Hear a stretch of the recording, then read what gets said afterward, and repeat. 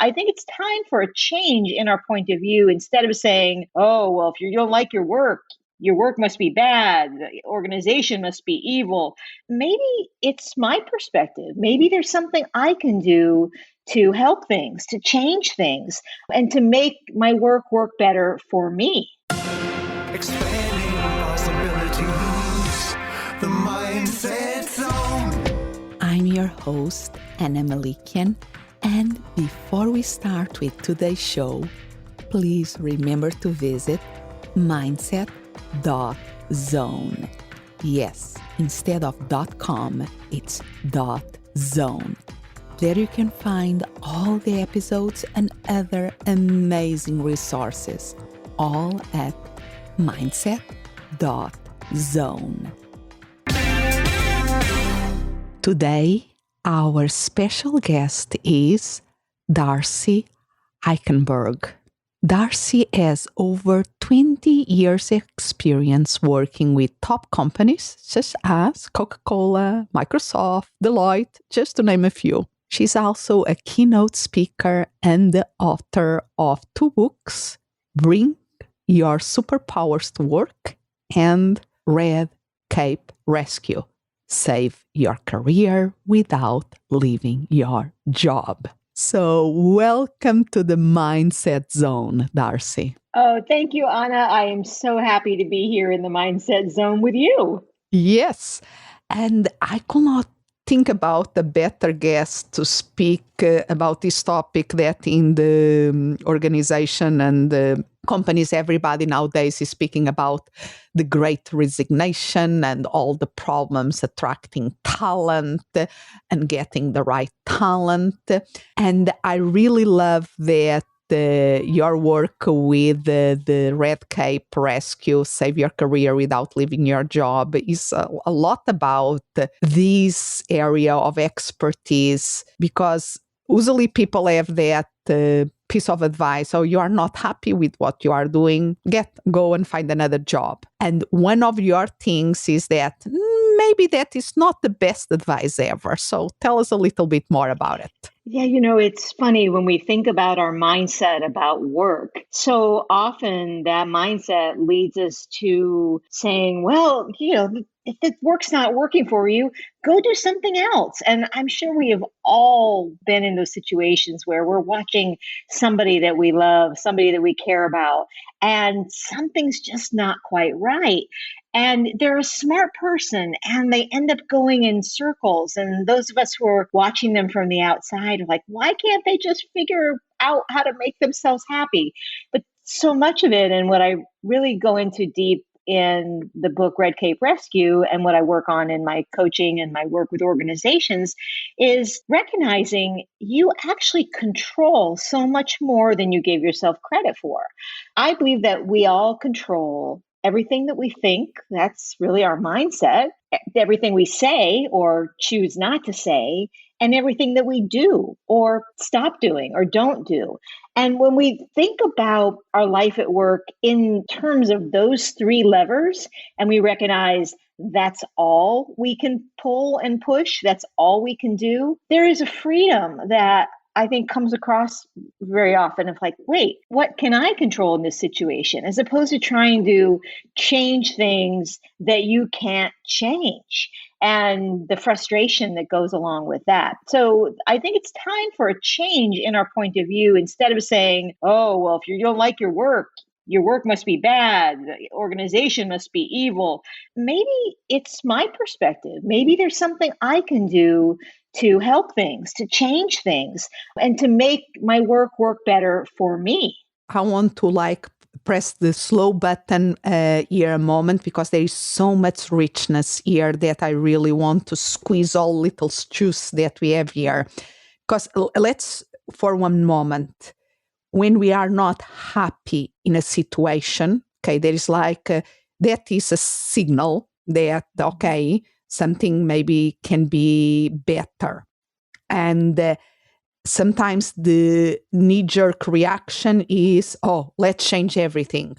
Let's quit and find a new job. And now that we are living a situation where there is more demand for jobs. There is people there, hey, look at us. We're a good place to work here. Come and work with us. And so there are a lot of offer for the employee. It's tempting. Okay, if I'm not happy and I can choose, let me try something else. Mm-hmm. The dangers is that they go and try something else. And it's always, even a positive change, there's always stress and a lot of new learning period associated with that.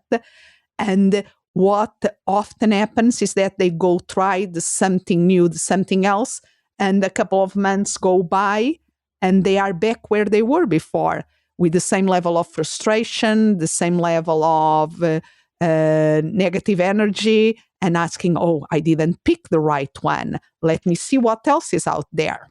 And if they keep jumping from one thing to the next without going to that leverage that you were speaking, is not good for them or for the organization.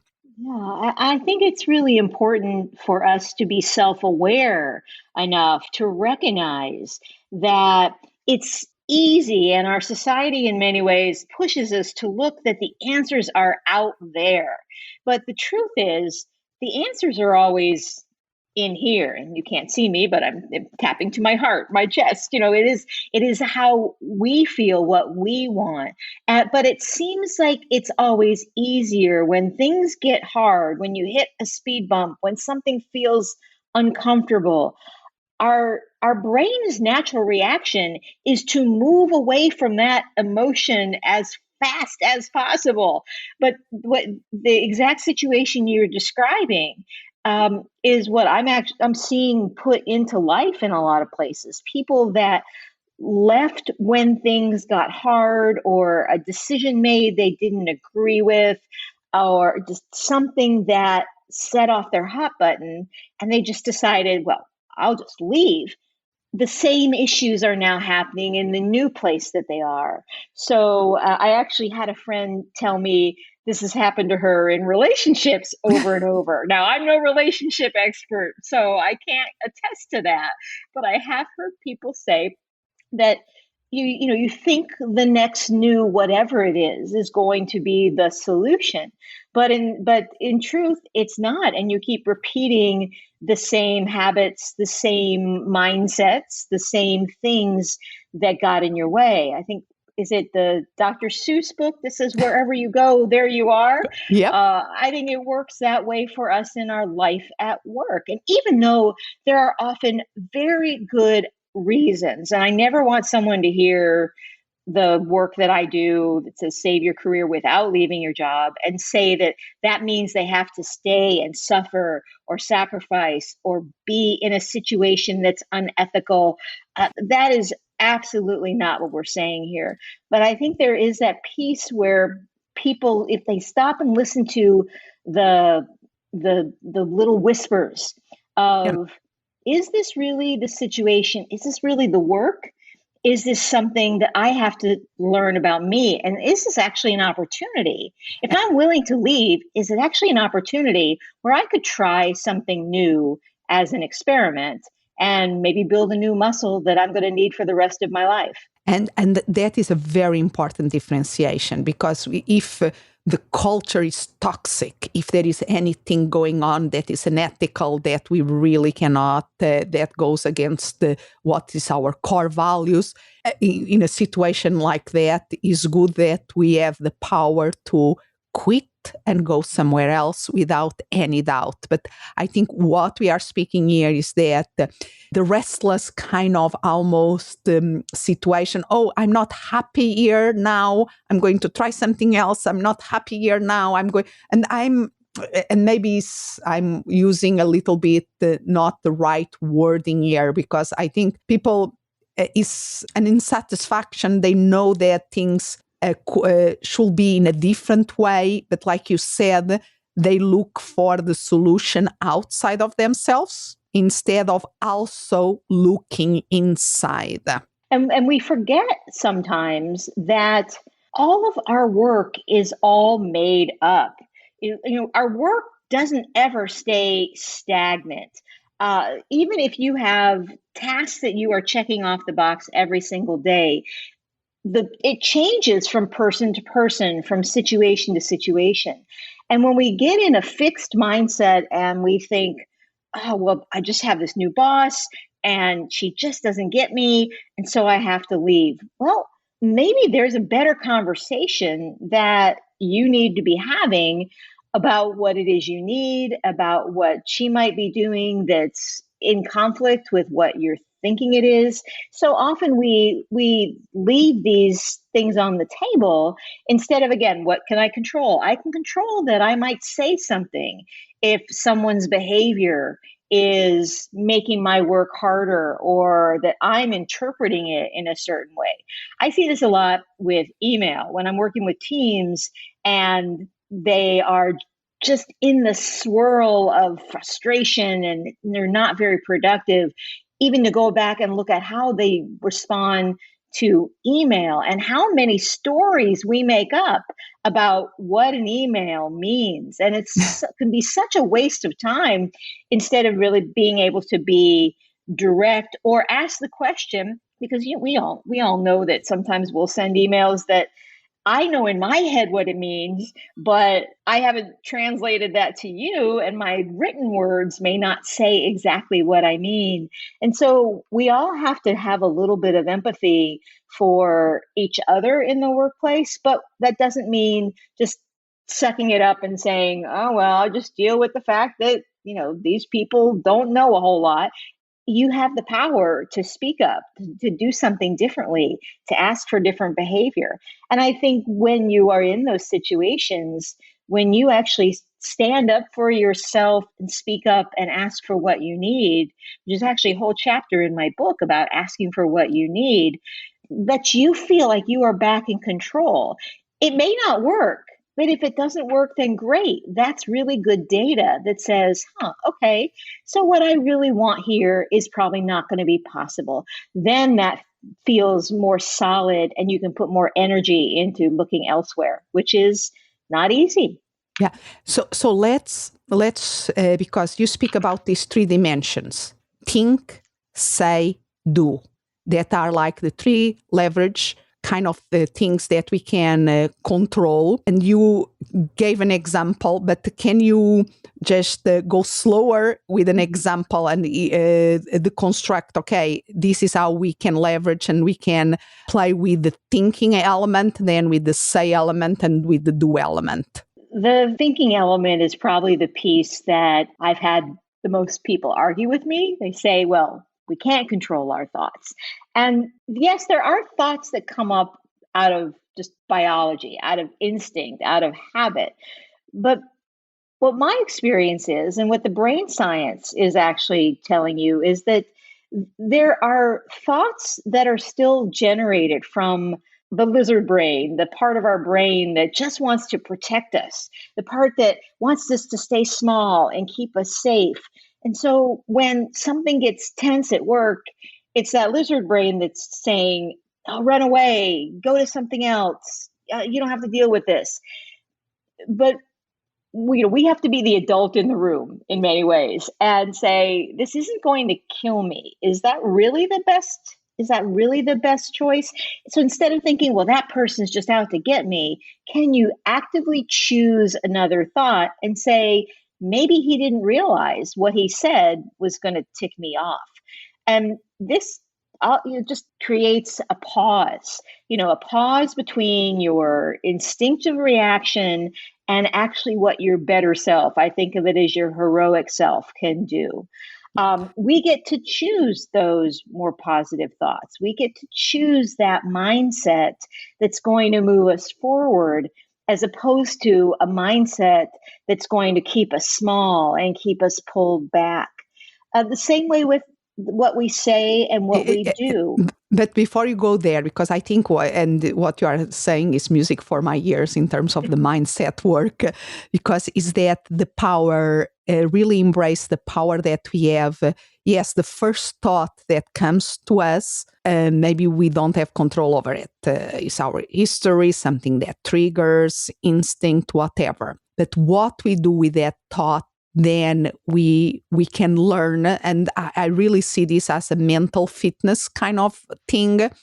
it takes time to control, to be able to be aware. We're starting a lot about awareness, and then to develop the muscles to transform it and to choose what comes next in terms of our thinking. Right. And this is why I love the work that you do, Anna, because really helping people get that mental fitness and to recognize that we don't have to be slave to the first thought that came up, the first thought that said, who does he think he is by talking to me this way in the email? Or she ignored me all through the meeting and she knew I have a point of view on this.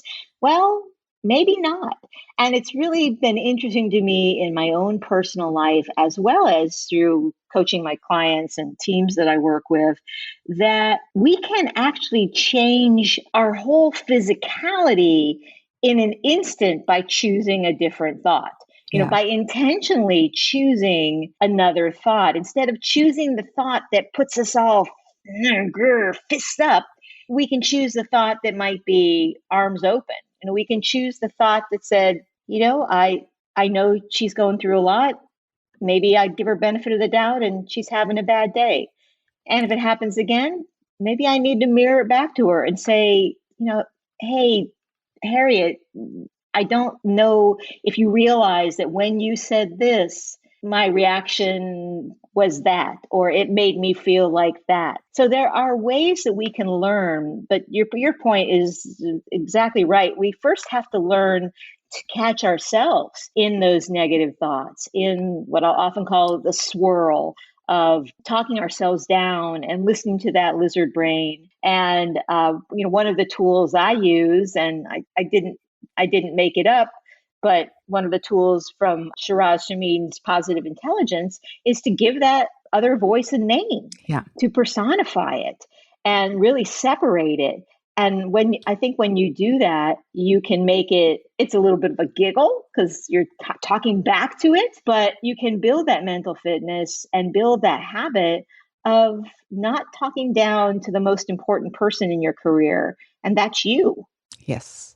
Absolutely, is how to deal with our inner critic. Start with our inner critic and start with understand and really using the power that we have between our two ears, because then we are not in a reactive mode. We can be much more proactive and we can decide what to say next. So tell us a little bit more about the communication.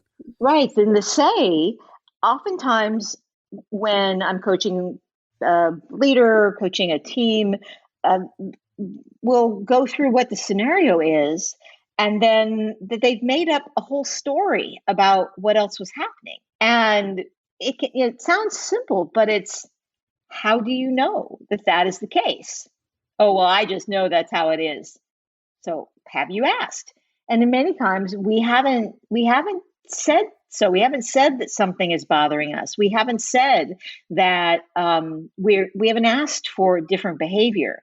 And there's actually an interesting research called the illusion of transparency. And the illusion of transparency is a bias that all human beings have that says that we think people see what we need and what we want at a much higher degree than they actually do. So we think that our spouse knows that I like the clothes in the hamper and not on the floor, but they don't get picked up and put in the hamper anyway. And it's frustrating because then you have to say it again, right? But these things happen in our workplaces all the time. We have the illusion of transparency that, well, I've been here for 3 years, so she must know that I'm ready for a promotion, or I killed myself for this last project. She knows that I really deserve a salary raise or a pat on the back or whatever. But often we're waiting for other people to change instead of, when we identify the thing that we need or want, recognizing that they're focused on their world. And until we say something, until we say what we need and ask for it in a way that is not out of frustration or anger, but just to help me understand this is something that's important to me. I want to make sure that we were on the same page about it. What do you need from me in order for me to get this thing that I need? And there's actually some scripts in the book and the accompanying toolkit that help you get started with conversations about how to ask for some of the things that you need. So, and this is part of the work that you do in organizations, teach them how to ask, how to communicate, and how to maneuver these kind of situations. Yeah, so how to recognize for yourself that sometimes the easiest thing that you can do is ask, because I hear people making up all sorts of political games. It's like, why not just say it? Why not just say, I'm concerned that we're missing the core point here. In my opinion, the thing is this. Can you help me understand how you feel about it? I mean, often we just have to be using our voice more often. And the thinking, the saying, the communication, and that translates everything in what we do, correct? Mm-hmm. Right. Making a choice to set up that conversation, making a choice of how you're going to show up in a meeting. But I also think an important point in this is making a choice about what you're not doing. So many people that I talk to, and many people who have left their jobs believing that nothing could ever change because they were overwhelmed and overworked. One of the really interesting things, and again, it's a chapter in the book called Drop Some Balls, that sometimes we are making assumptions about the work that we're doing, and we end up doing too much or more than anybody cares about. And all that does is it's kind of like we're the sponge and we keep sponging up all of the excess work instead of holding that up to, other people, to our leaders, to our teams, and saying, here's the part that I can do with excellence. Here's the rest of it that we need to create a solution for, but not just stepping into it and then feeling awful and say, oh, well, there's so much work to do and I can't handle it. We have to create our own boundaries. And sometimes that is about choosing what we do and what we don't do as much as it is anything else. Oh, yeah, and I find fascinating, like you were referring before to Sirjad Jamin work of positive intelligence, and he has all these assessment about the saboteurs that is all about that give a kind of a language to speak about the negative voices that we all have and the people have in a different way. But with that work or other work to the becoming aware of our thinking patterns, the learning other ways of communicating and doing things can change everything and really take us from feeling helpless. Yes, we are in more control than we think. And when we make up stories in our head that say, well, oh, my boss doesn't want me to speak up and ask for what we need, I would say, how do you know? Because until we are clear and we're feeling confident, not that we might get it, but confident that I have the right to articulate what it is I need, or to point out, to be the mirror for the behavior that's getting in the way of me doing my best work here or being a long-term employee here. And I've talked to so many leaders that are hungry for people to speak up, but the people feel like leaders don't want to hear them. And, it takes work on all sides, right? As human beings, as people in relationships, we have to learn to trust each other a little bit more. And the only way we can trust each other a little bit more is taking what we feel like are some risks. And that may mean saying something more straightforward, or not assuming that that person wants to harm you, assuming that person wants to help you. Yeah. And this is a lot of individual work that can be done. And of course, they are working within the organizations in terms of cultures, in terms of even the rules of the game and how to communicate. There are things that in a systemic way can be changed, but there are a lot of things that we have some control over. We get to teach people how to treat us. We get to teach each other as a team how we want to work.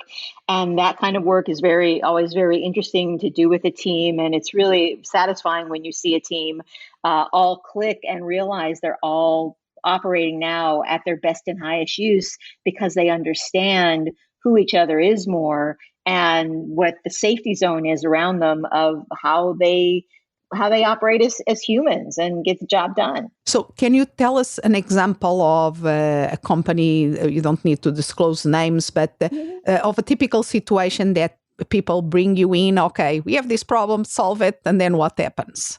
Yeah, so one of the situations is usually a team forming and they're responsible for some kind of major change. And they may come from different parts of the organization.